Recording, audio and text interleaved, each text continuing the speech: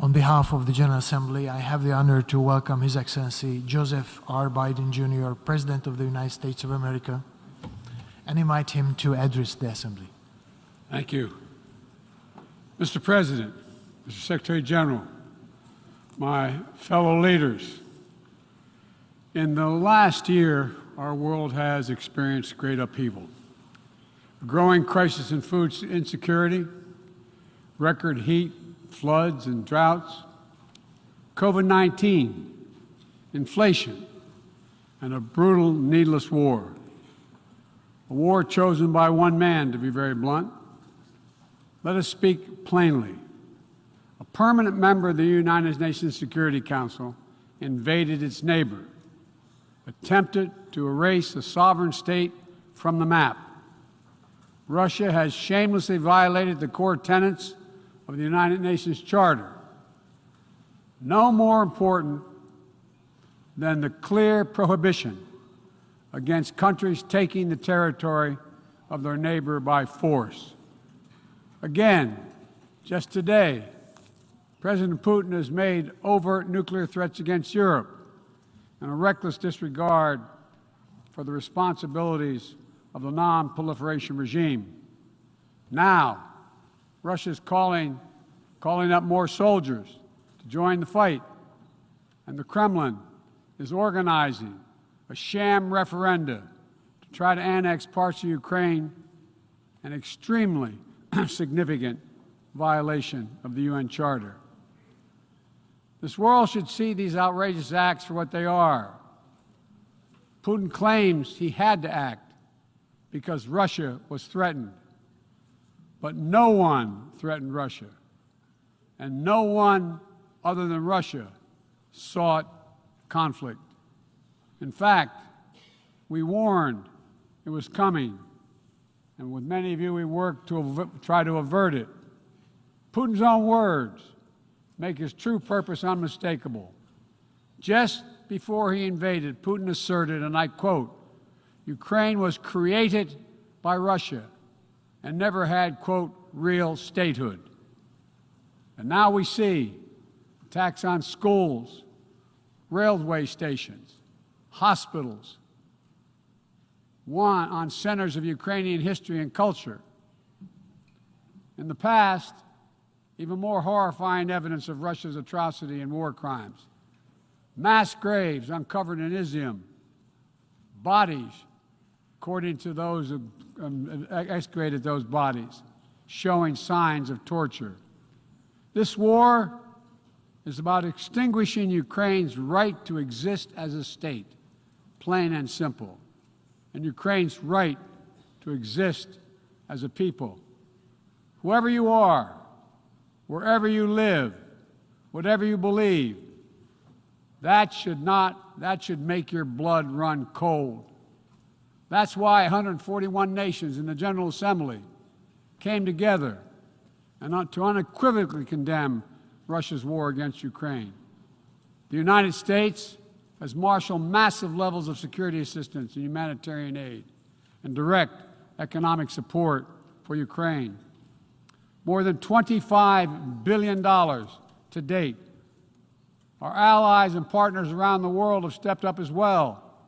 And today, more than 40 countries represented in here have contributed billions of their own money and equipment to help Ukraine defend itself.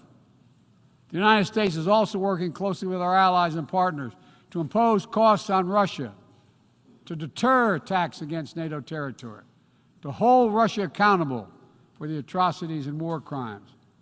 Because if nations can pursue their imperial ambitions without consequences, then we put at risk everything this very institution stands for, everything.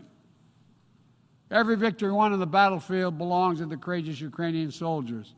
But this past year, the world was tested as well. And we did not hesitate. We chose liberty. We chose sovereignty. We chose principles to which every party to the United Nations Charter is beholding. We stood with Ukraine.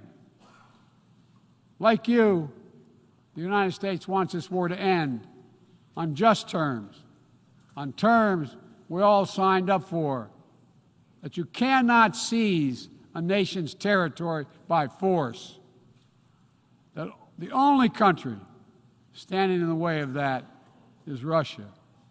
So we, each of us in this body, who's determined to uphold the principles and beliefs we pledge to defend as members of the United Nations, must be clear, firm, and unwavering in our resolve. Ukraine has the same rights that belong to every sovereign nation. We will stand in solidarity with Ukraine. We will stand in solidarity against Russia's aggression, period. Now, it's no secret that in the contest between democracy and autocracy, the United States and I, as President, champion a vision for our world that's grounded in the values of democracy. The United States is determined to defend and strengthen democracy at home and around the world, because I believe democracy remains humanity's greatest instrument to address the challenges of our time. We're working with the G7 and like-minded countries to prove democracies can deliver for their citizens, but also deliver for the rest of the world as well. But as we meet today, the UN Charter's very basis of a stable and just rule-based order is under attack by those who wish to tear it down or distort it for their own political advantage. And the United Nations Charter was not only signed by democracies of the world, it was negotiated among citizens, dozens of nations with vastly different histories and ideologies, united in their commitment to work for peace. As President Truman said in 1945, the UN Charter, and I quote, is proof that nations like men can state their differences, can face them, and then can find common ground on which to stand, end of quote. That common ground was so straightforward, so basic, that today 193 of you, 193 member states have willingly embraced its principles. And standing up for those principles, for the UN Charter, is the job of every responsible member state. I reject the use of violence and war to conquer nations or expand borders through bloodshed, to stand against global politics of fear and coercion, to defend the sovereign rights of smaller nations as equal to those of larger ones, to embrace basic principles like freedom of navigation, respect for international law, and arms control. No matter what else we may disagree on, that is the common ground upon which we must stand. If you're still committed to a strong foundation for the good of every nation around the world, then the United States wants to work with you. I also believe the time has come for this institution to become more inclusive so that it can better respond to the needs of today's world. Members of the UN Security Council, including the United States, should consistently uphold and defend the UN Charter and refrain from the use of the veto, except in rare, extraordinary situations, to ensure that the Council remains credible and effective. That is also why the United States supports increasing the number of both permanent and non-permanent representatives of the Council. This includes permanent seats for those nations we have long supported and permanent seats for countries in Africa, Latin America, and the Caribbean. The United States is committed to this vital work. In every region, we've pursued new, constructive ways to work with partners to advance shared interests, from elevating the Quad in the Indo-Pacific to signing the Los Angeles Declaration of Migration and Protection at the Summit of the Americas, to joining a historic meeting of 9 Arab leaders to work toward a more peaceful, integrated Middle East, to hosting the U.S.-Africa Leaders Summit in this December. As I said last year, the United States is opening an era of relentless diplomacy to address the challenges that matter most to people's lives, all people's lives. Tackling climate crisis, as the previous speaker spoke to, strengthening global health security, feeding the world. We made that priority And one-year leader, we're keeping that promise. From the day I came to office, we've led with bold climate agenda. We rejoined the Paris Agreement, convened the major climate summits, helped deliver critical agreements on the COP26. We helped get 2/3 of the world's GDP on track to limit warming to 1.5 degrees Celsius. And now, I've signed a historic piece of legislation here in the United States that includes the biggest, most important climate commitment we have ever made in the history of our country, $369 billion toward climate change. That includes tens of billions in new investments in offshore wind and solar, doubling down on zero-emission vehicles, increasing energy efficiency, supporting clean manufacturing. Our Department of Energy estimates that this new law will reduce U.S. emissions by 1 gigaton a year by 2030, while unleashing a new era of clean energy-powered economic growth. Our investments will also help reduce the cost of developing clean energy technologies worldwide, not just in the United States. This is a global game changer, and none too soon. We don't have much time. We all know we're already living in a climate crisis. No one seems to doubt it after this past year. Much of Pakistan is still underwater, needs help. Meanwhile, the Horn of Africa faces unprecedented drought. Families are facing impossible choices, choosing which child to feed and wondering whether they'll survive. This is the human cost of climate change, and it's growing, not lessening. So, as I announced last year, to meet our global responsibility, my administration is working with our Congress to deliver more than $11 billion a year to international climate finance, to help lower-income countries implement their climate goals and ensure a just energy transition. The key part of that will be our PEPFAR plan, which will help 500 million people in especially vulnerable countries adapt to the impacts of climate change and build resilience. This need is enormous. So let this be the moment we find within ourselves the will to turn back the tide of climate devastation, and unlock a resilient, sustainable, clean energy economy to preserve our planet. On global health, we've delivered more than 620 million doses of COVID-19 vaccine to 116 countries around the world, with more available to help meet countries' needs. All free of charge, no strings attached, and we're working closely with the G20 and other countries in the United States help lead the change to establish a groundbreaking new fund for pandemic prevention, preparedness, and response at the World Bank. At the same time, we've continued to advance the ball on enduring global health challenges. Later today, I'll host the 7th Replenishment Conference for the Global Fund to fight AIDS, tuberculosis, and malaria. With bipartisan support in our Congress, I have pledged to contribute up to $6 billion to that effort. So I look forward to welcoming a historic round of pledges at the conference, resulting in one of the largest global health fundraisers ever held in all history. We're also taking down the food crisis head on, with as many as 193 million people around the world experience acute food insecurity, a jump of 40 million in a year. Today I'm announcing another $2.9 billion in U.S. support for life-saving humanitarian and food security assistance for this year alone. Russia, in the meantime, is pumping out lies, trying to pin the blame for the crisis, the food crisis, on the sanctions imposed by many in the world for the aggression against Ukraine. So let me be perfectly clear about something. Our sanctions explicitly allow Russia the ability to export food and fertilizer. No limitation It's Russia's war that is worsening food insecurity, and only Russia can end it.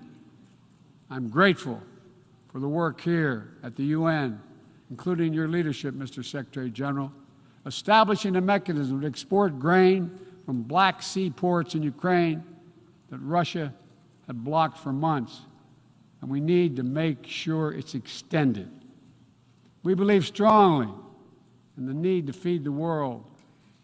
That's why the United States is the world's largest supporter of the World Food Program, with more than 40% of its budget. We're the leading support of the UNICEF efforts to feed children around the world. To take on a larger challenge of food insecurity, the United States introduced a call to action, a roadmap eliminating global food insecurity, that more than 100 nation member states have already supported. In June, the G7 announced more than $4.5 billion to strengthen food security around the world through USAID's Feed the Future initiative. The United States is scaling up innovative ways to get drought and heat-resistant seeds into the hands of farmers who need them, while distributing fertilizer and improving fertilizer efficiency so that farmers can grow more while using less. And we're calling on all countries to refrain from banning food exports or hoarding grain while so many people are suffering. Because in every country in the world, no matter what else divides us, if parents cannot feed their children, nothing else matters if parents cannot feed their children. As we look to the future, we're working with our partners to update and create rules of the road for new challenges we face in the 21st century. We launched the Trade and Technology Council with the European Union to ensure that key technologies are developed and governed in the way that benefits everyone. With our partner countries and through the UN, we're supporting and strengthening the norms of responsible state behavior in cyberspace, and working to hold accountable those who use cyber attacks to threaten international peace and security. With partners in the Americas, Africa, Europe, and the Middle East, and the Indo-Pacific, we're working to build a new economic ecosystem where every nation gets a fair shot, and economic growth is resilient, sustainable, and shared. That's why the United States has championed a global minimum tax, and we will work to see it implemented so major corporations pay their fair share everywhere. It's also been the idea behind the Indo-Pacific Economic Framework, which the United States launched this year with 13 other Indo-Pacific economies. We're working with our partners in ASEAN and the Pacific Islands to support a vision for a critical Indo-Pacific region that is free and open, connected and prosperous, secure and resilient.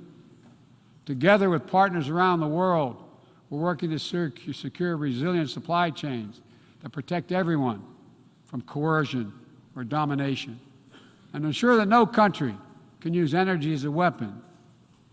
And as Russia's war riles the global economy, we're also calling on major global creditors, including the non-Paris Club countries, to transparently negotiate debt forgiveness for lower-income countries, to forestall broader economic and political crisis around the world. Instead of infrastructure projects that generated huge and large debt without delivering on the promised advantages, let's meet the enormous infrastructure needs around the world with transparent investments, high-standard projects that protect the rights of workers and the environment, keyed to the needs of the communities they serve, not to the contributor. That's why the United States, together with fellow G7 partners, launched a Partnership for Global Infrastructure and Investment. We intend to collectively mobilize $600 billion in investment through this partnership by 2027. Dozens of projects are already underway. Industrial-scale vaccine manufacturing in Senegal, transformative solar projects in Angola, first-of-its-kind small modular nuclear power plant in Romania. These are investments that are going to deliver returns not just for those countries, but for everyone. The United States will work with every nation, including our competitors, to solve global problems like climate change. Climate diplomacy is not a favor to the United States or any other nation, and walking away hurts the entire world. Let me be direct about the competition between the United States and China. As we manage shifting geopolitical trends, the United States will conduct itself as a reasonable leader. We do not seek conflict. We do not seek a Cold War. We do not ask any nation to choose between the United States or any other partner. But the United States will be unabashed in promoting our vision of a free, open, secure, and prosperous world and what we have to offer communities of nations. Investments that are designed not to foster dependency, but to alleviate burdens and help nations become self-sufficient. Partnerships not to create political obligation, but because we know our own success. Each of our successes increased when other nations succeed as well. When individuals have the chance to live in dignity and develop their talents, everyone benefits. Critical to that is living up to the highest goals of this institution, increasing peace and security for everyone, everywhere. The United States will not waver in our unrelenting determination to counter and thwart the continuing terrorist threats to our world. And we will lead with our diplomacy to strive for peaceful resolution of conflicts. We seek to uphold peace and stability across the Taiwan Straits. We remain committed to our One China policy, which has helped prevent conflict for 4 decades. And we continue to oppose unilateral changes in the status quo by either side. We support an African Union-led peace process to end the fighting in Ethiopia, restore security for all its people. In Venezuela, where years of political oppression have driven more than 6 million people from that country, we urge the Venezuelan-led dialogue and return to free and fair elections. We continue to stand with our neighbor in Haiti as it faces political, fueled gang violence and an enormous human crisis. And we call on the world to do the same. We have more to do. We'll continue to back the UN-mediated truce in Yemen, which has delivered precious months of peace to people that have suffered years of war. And we will continue to advocate for lasting negotiating peace between the Jewish and Democratic State of Israel and the Palestinian people. The United States is committed to Israel's security, full stop. And a negotiated 2-state solution remains, in our view, the best way to ensure Israel's security and prosperity for the future and give the Palestinians the state to which they are entitled. Both sides to fully respect the equal rights of their citizens. Both people enjoying equal measure of freedom and dignity. Let me also urge every nation to recommit to strengthening the nuclear non-proliferation regime through diplomacy. No matter what else is happening in the world, the United States is ready to pursue critical arms control measures. A nuclear war cannot be won and must never be fought. The 5 permanent members of the Security Council just reaffirmed that commitment in January. But today, we're seeing disturbing trends. Russia shunned the non-proliferation ideals embraced by every other nation at the 10th NPT Review Conference. And again today, as I said, they're making irresponsible nuclear threats to use nuclear weapons. China is conducting an unprecedented, concerning nuclear buildup without any transparency. Despite our efforts to begin serious and sustained diplomacy, the Democratic People's Republic of Korea continues to blatantly violate UN sanctions. And while the United States is prepared for a mutual return to the Joint Comprehensive Plan of Action if Iran steps up to its obligations, the United States is clear. We will not allow Iran to acquire a nuclear weapon. I continue to believe that diplomacy is the best way to achieve this outcome. The non-proliferation regime is one of the greatest successes of this institution. We cannot let the world now slide backwards, nor can we turn a blind eye to the erosion of human rights. Perhaps singular among this body's achievements stands the Universal Declaration of Human Rights, which is the standard by which our forebears challenged us to measure ourselves. They made clear in 1948, human rights are the basis for all that we seek to achieve. And yet today, in 2022, fundamental freedoms are at risk in every part of our world. From the violations in Xinjiang, detailed recent reports by the Office of UN and U.S.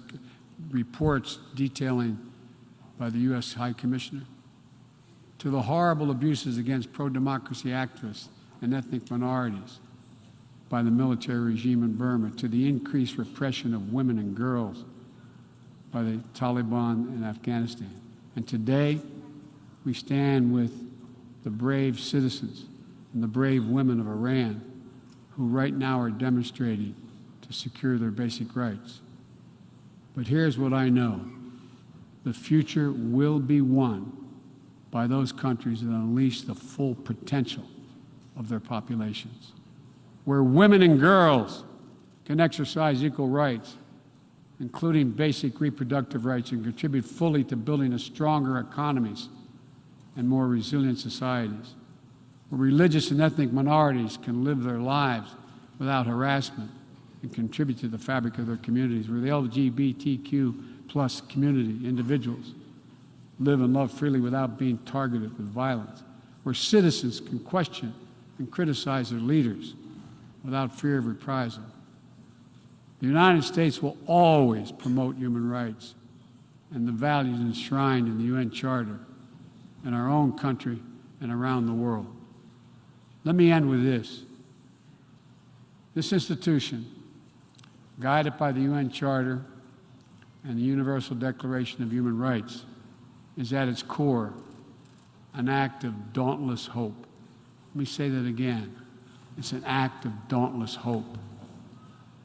Think about the vision of those first delegates who undertook a seemingly impossible task while the world was still smoldering.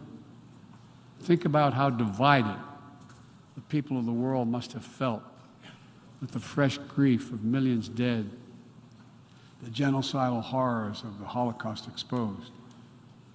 They had every right to believe only the worst of humanity. Instead, they reached for what was best in all of us, and they strove to build something better. Enduring peace, comity among nations, equal rights for every member of the human family, cooperation for the advancement of all humankind. My fellow leaders, the challenges we face today are great indeed, but our capacity is greater. Our commitment must be greater still. So let's stand together to again declare the unmistakable resolve that nations of the world are united still, that we stand for the values of the UN Charter, that we still believe by working together we can bend the arc of history toward a freer and more just world for all our children, although none of us have fully achieved it. We're not passive witnesses to history. We are the authors of history. We can do this. We have to do it for ourselves and for our future, for humankind. Thank you for your tolerance, for listening to me. I appreciate it very much. God bless you all. On behalf of the General Assembly, I wish to thank the President of the United States of America for the statement just made, and I request the protocol to escort His Excellency. May I request representatives to remain seated while we suspend the meeting for 5 minutes before resuming to hear the next speaker.